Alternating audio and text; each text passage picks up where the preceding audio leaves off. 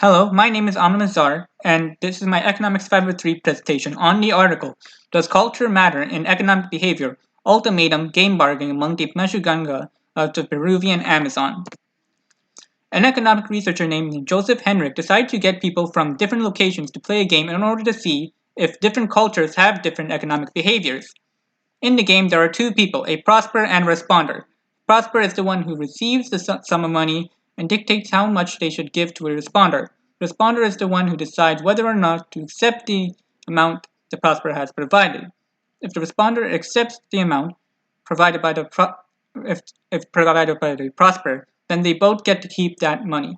If the responder rejects the amount, then neither the responder or prosper gets the money.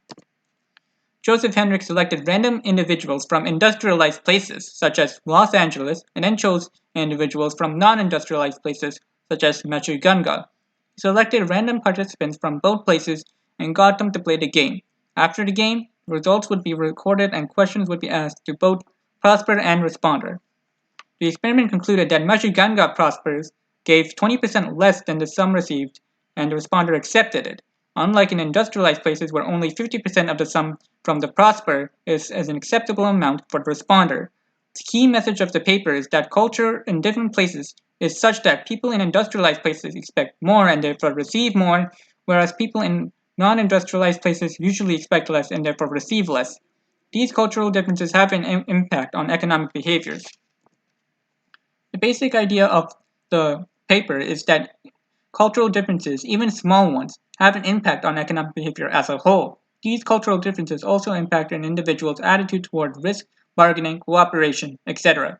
These accepted group of different rules among different groups of people explains why different groups act economically different from other groups.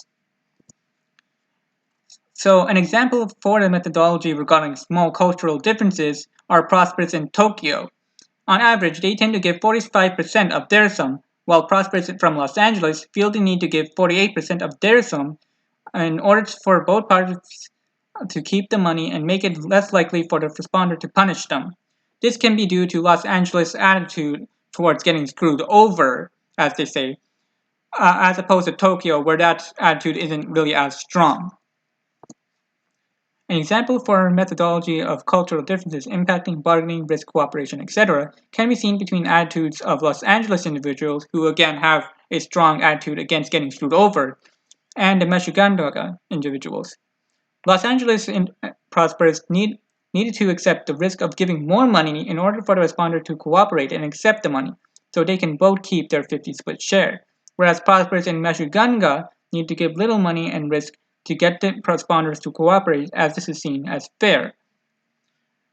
Uh, and prosperous who did give 50% from Mashuganga tend to already have a Western mindset due to their exposures to Westerners already, such as with evangelicals and the likes. An example for methodology of different groups having different rules and therefore acting with different economic behaviors is shown when Los Angeles prospers and responders' average idea on fair is providing and receiving 50% of their sum, and these are people who have lived in industrialized places and see 50-50 split as a fair trade, whereas Meshuganga prospers and responders' average idea on fair is providing and receiving 20% of the sum, and and this is seen as fair, as these were the individuals who were previously hunter and gatherers. Hunters and gatherers usually rely on luck and fate in order to survive. So if they don't find anything, then that's seen as just tough luck. And if their neighbors feel pity and give them something, then they should be seen as being grateful rather than asking for more. And it also makes sense as the current Meshuganda residents also have low wage jobs and working in oil and lumber jobs for low wages, as this is their cultural norm.